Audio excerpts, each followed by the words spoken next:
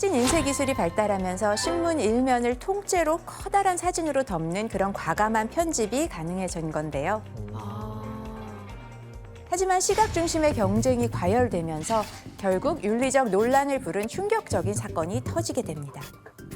그 당시 실제 기사를 한번 같이 볼까요? 네. 이게 사진이에요? 네, 바로 1928년 루스 스나이더 사형 장면을 보도한 일입니다. 저런 걸 보도해도 되나요? 안 되는데 당시 루스 스나이더는 남편을 살해한 혐의로 유죄 판결을 받고 전기의자 사형을 당했는데요. 그런데 사형 장면은 원칙적으로는 촬영이 금지되어 있었습니다. 하지만 뉴욕 데일리 뉴스는 그 순간을 독점 보도하려고 아주 대담한 계획을 세웁니다. 어떤 계획일까요? 비밀리에 카메라를 몰래 들고 잠입하는 거죠. 예. 그렇죠. 하지만 카메라를 못 들고 들어가게 되어 있거든요. 그 예전에 스파이 아이템들 있잖아요. 막 펜 같은 데 카메라 달려 있고 몰래 그런 카메라? 거? 네, 맞습니다.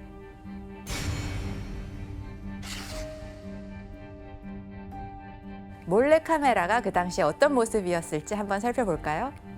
가방 안에 넣어놨나? 핸드백? 뭐야? 뭐야, 저 발에 찼네. 발에 찼는데요? 어떻게 찍혀? 발찌 같은 건가? 네. 와. 이 첫 번째, 두 번째 사진은 몰래 카메라의 모습과 그것을 발에 찬 기자의 모습입니다. 세 번째 사진은 실제 촬영 전 시뮬레이션을 해보는 모습이라고 합니다. 진짜 너무한다. 근데 저기까진 검사를 안 하나 봐요. 안 했나 보다.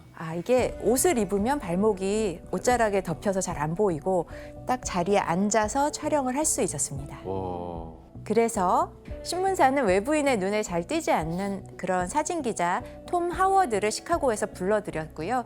그는 특수 제작된 미니어처 카메라를 발목에 스트랩으로 고정했고 셔터 케이블은 재킷 안주머니에 이렇게 숨긴 채로 사형장에 잡입을 했습니다. 대박이다. 그리고 결정적인 순간 하워드는 미리 연습한 대로 와. 셔터를 눌렀고 전기 의자에서 루스 스나이더가 몸을 떨면서 숨지는 장면을 포착을 한 건데요. 이 한 장의 사진은 다음 날 뉴욕 데일리 뉴스 1면에 데드라는 자극적인 헤드라인과 함께 실렸습니다. 아이고야. 이 보도는 큰 반향을 일으켰습니다. 신문 판매는 폭발적으로 늘었지만 언론 윤리를 두고 논란이 거세졌습니다. 그쵸. 불법인 거잖아요. 그렇죠. 그거는 하면 안 되죠. 결국 이후부터는 사형 참관자 전원에게 철저한 신체 검사가 의무화됐고요. 이런 몰래 카메라를 막기 위한 보안 절차도 대폭 강화됐습니다. 이용비 기자님, 저렇게 몰래 사진 찍은 기자에 대한 법적인 처벌은 없었어요? 네, 만약 이게 지금 이런 일이 일어났으면 정말 큰 일이 났겠지만은 당시엔 사진 찍은 걸 처벌할 법 조항이 없어서 기자나 언론사가 법적 처벌을 받진 않았습니다. 그렇지만 알 권리와 그리고 인간의 존엄성 사이에서 격렬한 논쟁이 붙은 계기가 됐고요. 언론계 내부에서도 윤리 기준을 더 강화하는 계기가 됐습니다. 이런 과도한 취재 경쟁으로 옐로우 저널리즘이 대중을 선동하고 있을 때 한편으로는 또 다른 전략이 옐로우 저널리즘을 더욱더 자극적으로 진화하게 만들게 됩니다. 당시 미국은 1차 세계대전이 끝난 뒤에 소비와 쾌락이 뒤섞인 광란의 시대를 맞이하게 되거든요. 사람들은 더 강한 자극을 원했고 언론은 그 틈을 놓치지 않았습니다. 신문사들은 판매 부수를 높이기 위해 점점 더 자극적인 기사를 쏟아냈고 그 중심엔 단연 19금 전략이 있었습니다.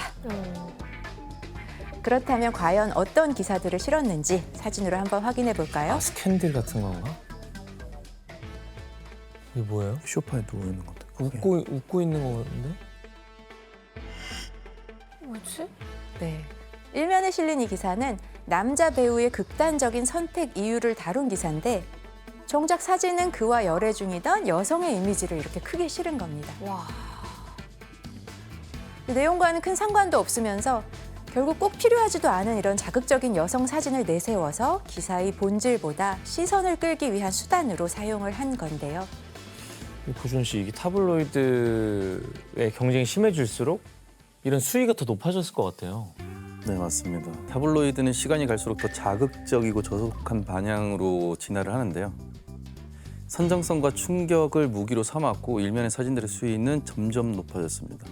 야 이거 기사 내용은 상류층 여성 공격 당한 거랑 고위공직자 폭로를 두려워하는 기사 내용인데 사진들은 성격적인 사진들을 일면에 대서특필을 했습니다. 그 연관이 없는 자극적인 사진으로 일단 어그로를 끄는 거네요. 네, 맞습니다. 네. 이렇게 자극 경쟁이 치열해지자 신문사들은 더 강한 시각적 자극을 위해서 새로운 기법까지 만들어냅니다. 그게 바로 컴포소그래프 기법입니다. 이거는 실제로 찍을 수 없거나 존재하지 않는 장면을 진짜처럼 보이게 연출하는 그런 방식입니다. 배우를 불러서 장면을 재현하거나 여러 장의 사진을 오려 붙이고 수작업으로 리터칭해서 만든 그런 이미지입니다. 교수님 이 기법은 그럼 실제로 어떤 기사에 쓰이는 거였는데? 네, 이 기법을 대표적으로 보여주는 사건이 있는데요. 그 주인공은 바로 세계적인 스타 찰리 채플린입니다. 채플린? 찰리 채플린. 네, 그리기 쉽게 생겼죠. 네. 네. 교수님, 근데 찰리 채플린이 뭐 어떤 방식으로 이용이 된 거예요? 네, 1927년에 채플린은 두 번째 부인 리타 그레이와 이혼 소송을 진행하고 있었습니다. 리타는 법정에서 채플린이 권총으로 자신을 위협했다고 폭로를 했고요. 진짜? 이런 충격적인 내용은 타블로이드 신문들에게는 사실은 완벽한 먹잇감이 되었습니다. 그래서 언론은 두 사람의 사생활을 앞다퉈서 보도를 했습니다. 어떤 모습일지 한번 볼까요? 네, 이걸 보면 채플린이 분노한 표정으로 리타에게 총을 겨누는 장면, 또 리타가 겁에 질린 모습으로 피하는 장면이 극적으로 합성이 돼서 이렇게 크게 일면에 실린 건데요. 사실 실제 사진은 없었는데 마치 현장을 직접 사진 기자가 찾아가서 촬영한 것처럼 이미지를 이렇게 꾸며놨기 때문에 사람들은 채플린의 집안에서 무슨 일이 벌어졌는지를 마치 직접 본 것 같은 착각에 빠졌고 이 신문은 엄청난 화제를 끌었습니다. 이런 가십성 사진 연출을 위해서 심지어 신문사 기자들이 재현 배우로 동원이 되기도 했다고 합니다. 와, 이때부터 뉴스는 단순한 정보가 아니라 소비하는 즐길거리가 되었고 언론은 사람들의 여가와 욕망을 채우는 또 하나의 산업이 되었습니다. 와. 이렇게 옐로우 저널리즘이 자극과 흥미 위주로 흘러가면서 신문사들은 점점 더 독자의 눈길을 끌 수 있는 기사거리를 갈구하게 됩니다. 결국 기자들 스스로가 탐사보도라는 이름 아래 더 강하고 충격적인 이야기를 캐내려 하기 시작한 건데요.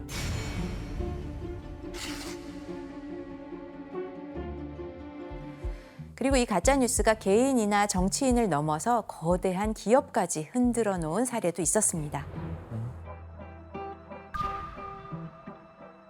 바로 1992년 11월 17일 방송된 NBC의 시사 프로그램 데이트라인 NBC라는 프로그램 보도입니다. 방송 제목은 폭발을 기다리며였고 무려 15분 동안 집중적으로 한 사건을 파헤쳤습니다. 폭발? 네. 측면의 충돌이 일어날 경우에 폭발할 위험이 있다라는 내용의 보도였습니다. 게다가 직접 실험 장면까지 이렇게 방송에 내보내니까 시청자 입장에서는 충격이 클 수밖에 없었겠죠. 아 그러면 이 뉴스를 본 당사자 GM은 뭐 어떻게 대처를 하나 이거를? 네, GM은 방송을 본 뒤에 NBC 측에 실험 차량을 보여달라고 요청을 했습니다. 하지만 MBC는 차량이 폐차돼서 이제 존재하지 않는다라면서 거절을 했고요. 그래서 GM은 사설 탐정을 고용해서 인디애나주의 폐차장들을 막 뒤지기 시작했고 글씨를 심어놓거나 휘발유 뭐. 뿌려져 있었던 거 네. 아니에요? 진짜 말도 안 되는데 저거. 네, 충돌하자마자 불이 난 것 같은데 알고 보면 연출을 한 거죠. 충돌로 불이 난 게 아니라 트럭 밑에 미리 설치해둔 점화 장치가 폭발을 한 것이었습니다. 와, 주작이네. MBC는 되게 유명한 데잖아 심지어. 그쵸. 결국 GM은 MBC를 명예훼손으로 고소했고 MBC는 전례 없이 긴 사과 방송을 내보냈습니다. 결국 이 사건으로 담당 프로듀서는 해고됐고 MBC 뉴스 사장도 사임했습니다. 가짜 뉴스를 조직적으로 생산하면서 옐로우 저널리즘을 부추기는 사례라고 할 수 있습니다. 윤 기자님, 도대체 이 NBC는 이런 가짜 보도, 들통날 보도를 왜 한 거죠? 이제 당시 상황을 보면은 MBC는 경쟁사인 ABC나 CBS에 비해 프라임타임 뉴스쇼에서 밀리고 있었습니다. 그래서 내부 관계자도 우린 이 쇼를 살리려고 입에 거품을 물고 있다고 할 정도로 시청률에 대한 거의 광적인 집착을 하고 있던 상황이었습니다. 그래서 결국 시청률에 대한 어떤 왜곡된 과한 욕심 때문에 벌어진 일이라고 보시면 됩니다. 화가 난다 진짜. 네, 그런데 종이나 TV에 머물렀던 옐로우 저널리즘은 미디어 환경의 변화에 따라서 새로운 방식으로 진화하게 됩니다. 이제 뭐 SNS 같은 것도 많이 생겼잖아요. 너튜브도 생기고. 네, 바로 기자가 아니어도 누구나 SNS나 유튜브를 통해서 뉴스를 만들고 퍼뜨릴 수 있는 이런 시대가 된 건데요. 아 이건 좀 이게 제일 없었어요. 너무 싫어. 맞아요. 그래서 인터넷을 다 1시간제로 바꿔야 돼. 하루에 1시간만 쓸 수 하루에 있게. 1시간만. 네, 이때 가장 중요한 건 사실 여부가 아니라 얼마나 흥미로운가, 얼마나 빨리 퍼지냐였어요. 조회수. 네, 진실보다 클릭수가 우선이 되고 진짜냐 가짜냐보다는 얼마나 주목받는가가 뉴스의 운명을 결정하게 된 거지요. 그 결과 가짜 뉴스는 정치의 판도를 바꾸고 경제도 움직이는 그런 강력한 무기가 되어버렸습니다. 그 대표적인 사건이 바로 2023년 5월 22일 단 한 장의 사진에서 시작됐는데요. 23년? 얼마 안 됐네. 네, 과연 어떤 사진이었을지 같이 확인해 볼까요? 불이 났나? 불이야 뭐야? 근데 저거 무슨 건물이지? 유명한 건물인가? 네, 바로 미국 국방부 건물 펜타곤 근처에서 거대한 폭발이 일어난 것처럼 보이는 그런 사건이었어요. 국방부가 공격받았다 이런 네, 거네요. 그렇죠. 나중에 밝혀진 바로 이 사진은 미국 안보에 심각한 위협이 생긴 것처럼 보이게 만든 딥페이크 이미지였습니다. 아 페이크. 그래서 사실상 이 건물은 정확하게 국방부 건물 모습은 아닌데 유사하게 만들어서 많은 미국인들이 국방부로 오인하게 만드는 그런 사진이었고요. 그래서 이 사진이 팩트 체크도 없이 SNS를 통해서 순식간에 퍼져나갔습니다. 트위터, 페이스북은 물론이고 투자 관련 커뮤니티에서도 빠르게 공유가 됐고요. 급기야 외신 뉴스에서도 이걸 실제 상황인 것처럼 보도를 하게 됩니다. 펜타곤에 전화도 안 해보고. 그러니까 펜타곤은 가만히 있는데 왜들 그러는 거야? 그러니까 팩트 체크를 안 한 거죠. 네. 이런 방송을 본 사람들은 당연히 충격을 받을 수밖에 없었습니다. 주원 씨, 아니 이거 누군가 확인만 하면 쉽게 알 수 있는 건데 이렇게 급격하게 확산이 된 이유가 뭐예요? 거기엔 이유가 있는데요. 바로 이 사진을 러시아 국영 언론인 RT와 팔로워 수가 많은 미국의 금융 뉴스 계정들까지 공유하면서 신뢰도는 더 올라갔고 심지어 트위터에서 파란 체크 표시가 붙은 계정들도 이걸 퍼날라서 많은 사람들이 진짜로 생각하게 된 겁니다. 인터넷 시간제를 강력히 추천합니다. 이런 사진이 온라인상에서 퍼지니까 순식간에 영향을 받은 것이 있었죠. 주가. 주식. 그렇습니다. 네. 바로 증시였습니다. 주식시장은 즉각적으로 반응을 했습니다. 미국의 대표 지수인 S&P 500, 이 지수가 약 30포인트 정도 급락을 했습니다. 와. 네, 이게 대략 5천억 달러, 하나로 치면 650조 원 정도에 해당하는 그런 엄청난 시장 가치가 한순간에 흔들린 셈인데요. 650조. 하지만 다행히도 몇 분 안 돼서 미국 국방부와 소방당국이 펜타곤 근처엔 아무 일도 없었다라고 해명을 하면서 상황은 빠르게 진정이 됐습니다. 야, 그래도 사진 한 장이 나라 경제를 뒤흔든 거네요. 그렇죠. 와. 이런 흐름 속에서 가짜 뉴스는 단순한 해프닝을 넘어서 현대판 옐로우 저널리즘의 핵심 수단으로 자리 잡게 됐습니다. 그리고 2016년 미국 대선에서 이 가짜 뉴스가 훨씬 더 조직적이고 정치적인 무기로 쓰인 사건이 있었습니다. 어떤 내용인지 사진으로 확인해 볼까요? 16년 대선?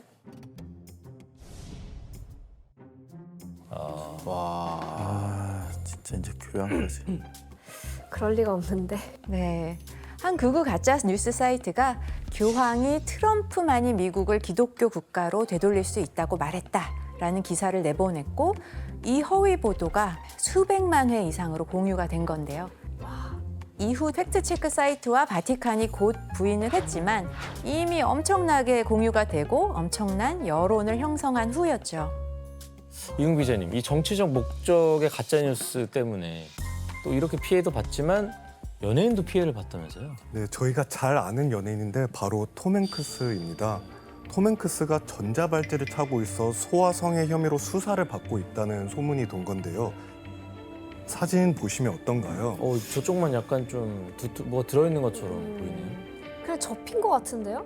네, 이제 누군가가 바지 끝이 접힌 사진을 근거로 한 주장이었고 나중엔 톰 행크스가 반바지를 입고 거리를 걷는 사진이 공개되면서 전자발찌설은 말 그대로 허위임이 드러났습니다. 아 그리고 고지원 씨 최근 가짜 뉴스 때문에 논란 사건이 있으시다고. 네, 저랑 같이 작품을 했었던 선생님 배우분이셨는데 갑자기 사망설이 기사 보도가 난 거예요. 그래서 너무 놀래가지고 이제 회사 측에 어디로 가야 되는지 그다음에 어떻게 진행되는지 절차 좀 알아봐 달라 이렇게 얘기를 했는데 알아보니까 이게 가짜 뉴스였던 거예요. 너무 많아. 근데 제가 참 슬펐던 거는 그 선생님께서 엄청 목소리를 떠시면서 인터뷰를 하시더라고요.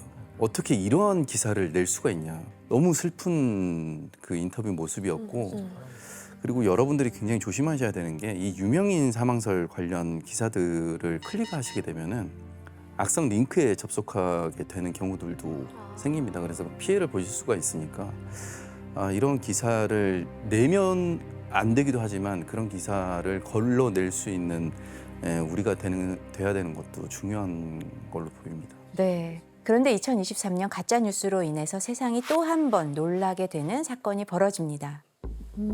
바로 미국에서 아주 유명한 뉴스 앱인 뉴스 브레이크가 2023년 크리스마스 무렵 보도한 기사 때문이었습니다. 뉴스 브레이크 나도 자주 봤어. 뉴저지 브리지턴에서의 즐거운 크리스마스 축제가 올해는 비극적으로 중단됐다. 한 지역 주민이 웨스트 브로드 스트리트 100번지에서 여러 발의 총상을 입고 숨진 채 발견됐다. 이거 속보 뉴스 아니에요? 누가 총격을 당했나요? 네. 이 사건으로 인해 컴벌랜드 카운티 검찰청이 이 끔찍한 사건을 수사 중이고 이로 인해 지역사회가 충격과 슬픔에 빠졌다고 전했습니다. 그런데 이 뉴스 역시 가짜였습니다. 왜 이딴 짓을 하는 거야 도대체? 왜? 뉴저지 경찰은 그날 총격 사건은커녕 비슷한 사건도 없었다라고 반박을 했습니다. 그런데 이 가짜 뉴스를 만든 사람이 공개되자 사람들은 경악을 금치 못하게 됐습니다. 유명인인가 본데? 여기서 문제 내겠습니다. 크리스마스 총격 관련 가짜 뉴스를 만든 건 누구였을까요? 우리가 다 알고 있습니다. 유명인이잖아요. 예? 정확히 얘기를 해주세요 지금. 아이 참 유명인은 아닌데. 유명인이 아니야? 정답 네, 씨, GPT 같은 AI? 윤비 씨 정답입니다. 진짜. 인공지능. AI가? 네, 인터넷 1시간 전에 적극 추천드립니다. 네. 크리스마스 총격 관련 가짜 뉴스를 만든 건 바로 사람이 아닌 AI였습니다. 아니 그게 가능해? 네. AI가 사람 개입 없이 잘못된 정보들을 조합해서 실제로 존재하지도 않는 사건을 만들어낸 겁니다. 그 이유는 원래 뉴스 브레이크에는 AI가 스스로 기사를 만들어내는 그런 시스템이 있었던 겁니다. 그런데 AI가 사실 확인도 없이 크리스마스, 뉴저지 같은 키워드를 중심으로 인터넷에서 수집한 자료들을 막 섞어서 그럴듯한 기사를 자동으로 만들어낸 겁니다. 나흘 뒤에 기사를 삭제하면서 AI가 잘못된 정보를 기반으로 작성했다라고 해명을 했습니다. 이건 책임도 못 묻잖아요, 근데. 네. 그런데 더 큰 문제는 이런 일이 미국만의 일이 아니라는 건데요. 인공지능을 활용한 가짜뉴스와 여론전, 심리전이 지금은 전 세계적으로 벌어지고 있습니다. 그런데 이런 가짜뉴스는 왜 이렇게 빨리 퍼질까요? 호기심을 엄청 자극시키고. 네. 사람을 화나게 하거나 감정을 움직이는 기사일수록 더 빠르게 공유하는 그런 심리가 사람에게 있다고 합니다. 그리고 MIT 연구팀이 발표한 놀라운 연구 결과가 있습니다. 가짜뉴스는 진짜 뉴스보다 평균 6배 더 빠르게 퍼진다는 건데요. 트위터에서 1,500명에게 뉴스 하나를 도달시키는데 걸리는 시간을 기준으로 보면 진짜 뉴스는 평균 60시간 정도 걸리는데 가짜 뉴스는 10시간이면 도달한다고 합니다. 와, 이거 너무 큰 문제인데? 그리고 기술은 계속 진화하고 가짜도 점점 더 정교해지고 있습니다. 결국 중요한 것은 우리가 어떤 정보를 믿고 어떻게 판단할지 스스로 훈련하는 거가 아닐까 싶습니다. 한 언론사에만 의존하지 않고 여러 매체를 비교해서 보고 또 알고리즘이 추천한 기사에만 머무르지 말고 스스로 주제를 정해서 다양한 출처의 정보를 찾아보는 그런 습관이 필요합니다.